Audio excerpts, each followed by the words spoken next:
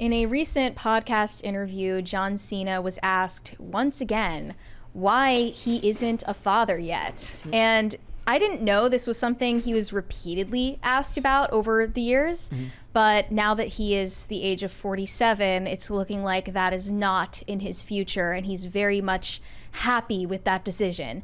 And he gave his explanation for why.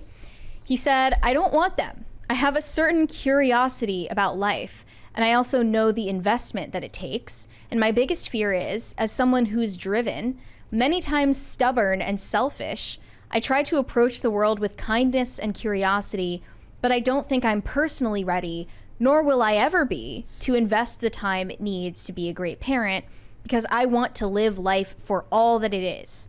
And I still have a lot to do, and I still want to do a lot. I have a wonderful partner I do it with. We've had open conversations about this. We share the same values."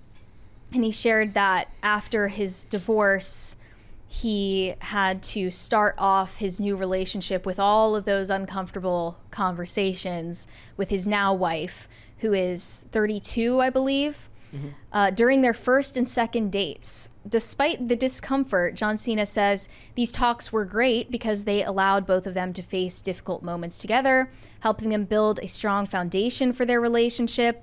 He also mentioned how some people can be judgmental toward those who openly say they don't want children. Quote, "It's human nature. We're all judgmental. I'd like to believe that I operate under the construct that everyone's okay living their life." He said that he had known he was comfortable with this decision ever since he was a teenager. He said like 15, 16, he knew he didn't want kids. Hit puberty and just immediately is like... I didn't want kids when I was 15 or 16 either. I was 100% sure that I was going to have no children. He never evolved past that.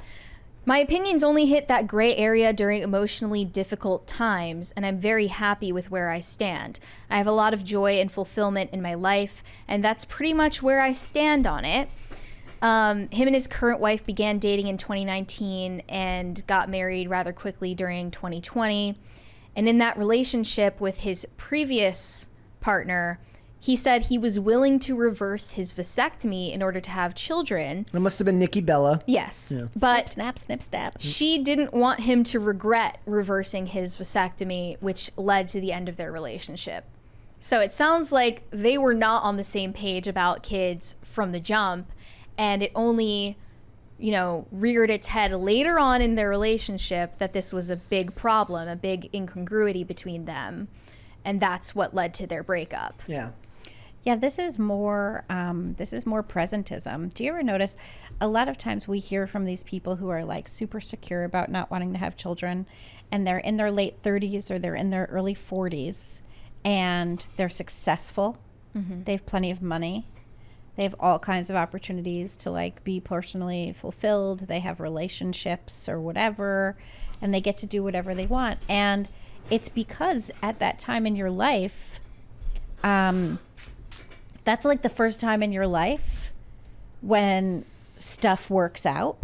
If you can get to your late 30s, early 40s, and you have a stable home, and you have enough money to do stuff, and you can afford your car payment, and you can go out to eat, and you can have a decent life, it feels like that's going to last forever. And it also feels like you've finally gotten there, right? But it's the first time it happens, because the whole rest of getting to that point is really difficult. I bought my house a couple of years ago. He's been successful for 20 years. But so for him, that's not the case. Sure, but he has reached this pinnacle, and he's because the other part of it too is psychologically you're cool with yourself. You're for the most part, you think, oh, I like hanging out with myself, things are fine. Anyway, it's a form of presentism that I think is misguided, and I think that it becomes easy to regret not having children once you get to the point where you can't have them. I think that becomes an easy regret. Well, he's not at that point, obviously, because he's a man, but... And his wife is 32. Yeah, so they could have kids if they wanted to, still. Yeah. But it just sounds like I feel this way right now, so I'm just going to rely on Right. always feeling this way. It's this assumption that your current feelings are your Yeah. forever feelings. And Yeah. that's part of the problem with euthanasia, right? I mean, there was a young woman in, what was it, Switzerland? She was like, I'm depressed, and I've been depressed for a long time, and I'm 24, and so I think I'd better kill myself. And the government was like, okay, go for it. It was really, the saddest part was it was her therapist who told her she had no other options, and that's just unconscionable. Yeah. Yeah, that But- person should be yeah. disbarred Clearly. or whatever it is. Yeah. I know I saw Anya Taylor-Joy recently talking about her getting her initial thoughts about marriage and how she eventually did get married, even though that was never something she dreamed about. She just said, I just wanted to act. I never ever thought that I would be like one of those people who gets married. And now that I have, I love it. And I'm so glad I did it. But that's, trusting your present self more than your future self, like you said. You have to think about your future self and what your future self might want. It's really funny because Your future self might want someone to hang out with when you're in your 70s. me and Olivia have been watching Bones from the start, and it's really funny because Which one is Bones? It was with Emily Deschanel and yes, David yes. Boreanaz, and in the show, she's a forensic anthropologist. She's genius, and she's very sure of herself. She says she's never going to have kids. She doesn't want to get married. She doesn't want to have a family. She calls it an archaic institution. And the whole time, him, who's the Philistine of the show, that's how they portray him, even though he was like an army ranger. He's like, your opinion's gonna change. You're gonna want to have kids. You're gonna want to get married. Like all of it. Like he has this just basic understanding of the human condition that just wasn't something that somebody who's a high level scientist is necessarily going to have, because there are different types of intelligence entirely, and all of those things happen in the show. Literally, she goes through the whole thing where all her friends around her are getting married, all her friends around her are having kids, and she's just here. She's like, they're like, we got married, we had kids, it's better than we could have ever expected. And they're like, how are you doing? She's like, it's going exactly how I expected it to go. And it's supposed to be shown in a way where she's sad. She's sad that it's going exactly how she expected it to go. And it's like you said, that's a form of presentism, that she doesn't think that the world's going to change, and she doesn't think that her priorities will change. Certainly that's something that I've experienced personally, because 5-10 years ago, my life was in a vastly different place, and I couldn't see myself 2 years ahead, let alone 10 years ahead. That's like and now every that's winter, a very, yeah. very different thing. And I see very, very different things for myself and in the future, and that's a good thing. But when he's as successful as he is, it's probably a lot harder for him to see, my changes were circumstantial to growth that had to do with mistakes that I'd made. Him not having that, it's a lot harder for him to see it as something that's going to happen. Well, the last time that we talked about something similar to this was when Jonah Hill talked about being childless, and he's married as well. He said, we just want to be able to smoke weed and watch movies naked and do whatever we want. And having a child just can't be a part of that lifestyle. But what struck me so differently about John Cena's comments are that he's openly saying, I'm selfish and stubborn. I don't want to change that. I don't want to become less of a selfish person. Therefore, I'm not going to have children. And for some reason, this prompted an outpouring of support. Yeah, that's weird. And not just support, but very over the top praise for someone openly saying, I'm selfish and I'm never going to change that. I'm never going to aspire to not be selfish. He also One person said, the ironic part is that someone so thoughtful and practical that comes to the conclusion they shouldn't have kids is the exact kind of person that should have kids. The world is a funny place, but I respect his decision, of course. What's funny about it is... of course. Of course. What's funny about it is me and you had a back and forth about this whole thing. But what I did realize is he benefits first and foremost. We're not watching the clip, and what he benefits most from is he's very, very articulate, well-spoken, and media trained. So what he's doing is he's phrasing it in a way that sounds perfectly reasonable, and I'm not going to pass my judgment on whether I think it is or it isn't. The point is that what he's saying if it was said by a woman, I do believe she would have gotten more backlash. It wouldn't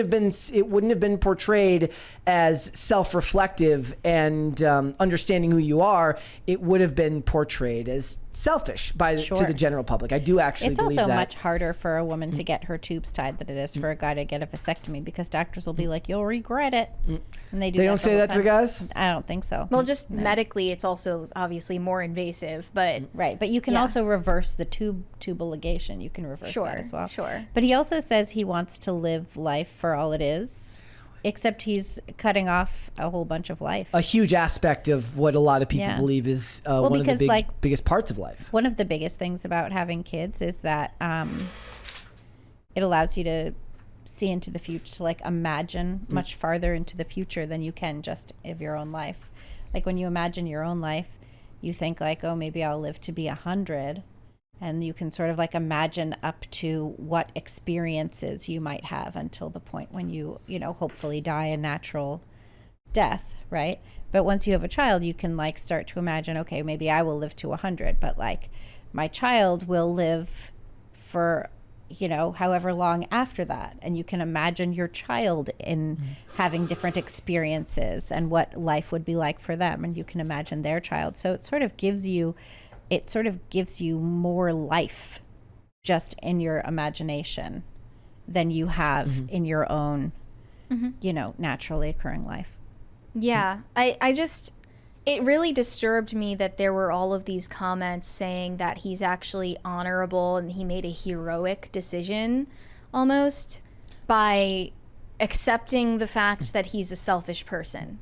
Like, is it virtuous to see your own flaws and to do nothing about them? I don't see that as a virtuous decision. think he sees it as a flaw. I think he sees to be selfish? I think he sees his choices as an innate sense of who he is that he doesn't feel needs to be changed because he's not, in his mind, a bad person. Like I said, one thing about John Cena is he does a lot of charity work, whatever you think of charity. I think he's like the most, he's done the most Make-A-Wish Foundation. He's granted the most Make-A-Wish Foundation wishes of any person ever. And he probably sees that as his service to humanity in a way that has nothing to do with having kids. And he sees it as a way of kind of having his cake and eating it too in a lot of ways. And I kind of likened it back to what I said about, in recovery, I saw a lot of people that were a different type of selfish, meaning that they weren't taking care of themselves. They were unhealthy. They had drug problems. They didn't do what they were supposed to do for those around them, and they still had kids. And those kids were then neglected and not taken care of. Right. That's a different type of selfishness. So if the idea here is that I'm supposed to choose between those two types of selfishness, what is the lesser of two evils? Yeah, what is the lesser of two evils? To not impose your own selfishness on vulnerable people. Yes, sure. But obviously the ideal here would be that he self-reflects, realizes that he is selfish to the point where he can't give himself to other people, and does something to change that. But now, I guess that's really the root problem here, is that people view selfishness as not a character flaw anymore. It's a virtue. It's a virtue in and of itself. Yeah. And that he's actually emotionally mature for coming to realize that he is totally self-involved and selfish and stubborn, and accepting that. Like, that's the personal evolution completed. And there's nowhere to go for after that. I guess it's like we're grading on a scale, right? Like, he's an upstanding member of society. From what I remember, he's got good relationships with his family. He's married. If we're to assume that he treats his wife well and he cherishes her and he does all that he has to in his marriage to be a good husband, he gives back to his community. He makes movies that people find entertaining. He does all these various different things. This one specific area is just not one that he's going to reevaluate and reassess unless he has great cause to do so. Something would happen to do that. But I think if you asked the average person whether he's a net negative or a net positive society, not based on his movies, but based on all of these factors together, you're not going to look at this guy and say that he's a bad guy. Now, you can look at him and say that perhaps the idea of pushing personal selfishness as a virtue, as long as you can, use the right words to dress it up as a bad thing, then yeah. But, with all the things that are troubling the world and all the problems we have, I just don't see this as one that rates. For him personally. Yeah. Well, ultimately, I think the fundamental reason why we didn't see eye to eye on this when we were talking about it off air is because I am coming at this from a religious view. And I don't know his beliefs. Human nature, really. I have a different view of human nature than you do. And I believe that all men are designed to be fathers and all women are designed to be mothers. And the way that takes shape in each individual case is different. Usually it means having biological children. Sometimes it doesn't. It Adopting, can be expressed in can. different ways, but that's the disposition that every man and woman is born with. That's the way I see them as being designed. And that's just not a view of human nature that is widely accepted anymore. And people are generally living for themselves and their own desires. And I will point out that in a lot of ways, like, there is nothing that feels more evil than the antinatalist movement at its worst. Meaning, like, when you see the people who, like, and maybe you're right. Okay, let me reevaluate. Maybe you're right. So the idea here is that he dresses it up in language that feels very rational, but that's not the worst of this stuff that you see, right? The worst of this stuff is the people who are doomerist when talking about these things and talk about, procreating as a form of evil. Now that's not what he's saying, but I do understand and do acknowledge that there is a very, very real movement that is anti-human in nature. I think so too. Looking at this there is subreddit r/childfree, and you look at this on any given day, there are tons of posts, a lot of people talking about abortion, right? But also just venting posts where they complain about people who have children and calling them brats, calling them trophies, calling them all of these demeaning names as if they're not human. And I have to believe that comes from a deep-seated, unresolved issue from their own upbringing, where they felt they were emotionally neglected. Perhaps they were, but they have not coped with that properly, and now they blame vulnerable children, the most vulnerable people in society, for their own existence. I think part of it, too, is that we do have a social narrative that children are extra and not something that you want to have in your life. And the acceptance several years ago, once we started seeing like the emergence of the mommy blogs, and then you had like the momfluencers after that. But we really started to see a trend among moms, these wine moms or what have you, complaining about their children, complaining about having had children, complaining about, wishing that they still had their lives back. There was a writer, I think it was Emily Bazelon, who had written about saying that she was so glad that she got divorced because she couldn't handle mothering full time. And as soon as we put our worst selves out there and say, I'm unapologetic about who my worst self is, and this is my worst self, then not only do we, but the people we talk to start, you don't deserve me at my best. But we also best. start then aspiring to be our worst selves. We don't put an aspirational motherhood out there. We no longer look to, Mary or any of the other, mothers that we've seen through time who we can revere and say like, that was a great mom. We don't look at Mary Cassatt paintings and say like, and the guy would be these were demonized worthwhile. for being mad at her for not acting her worst self anyways. Like Right. if he's not willing to take her no matter how bad she's behaving, then he's a bad guy, which is not helpful at all. Also, it's not just that. It's the growth of the wine aunt as this glamorous lifestyle, which is basically like vapid, self-obsessed, materialistic. I have nieces and nephews that I can, show up to birthday parties and I drop in when it's convenient. When it's convenient, right? Yeah. There's a large, push for that in society. So look, a lot of this does work against the growth of family in a lot of ways. And Hollywood for the last 20, 30 years has done a very, very good job of showcasing a lot of storylines in which family is a burden.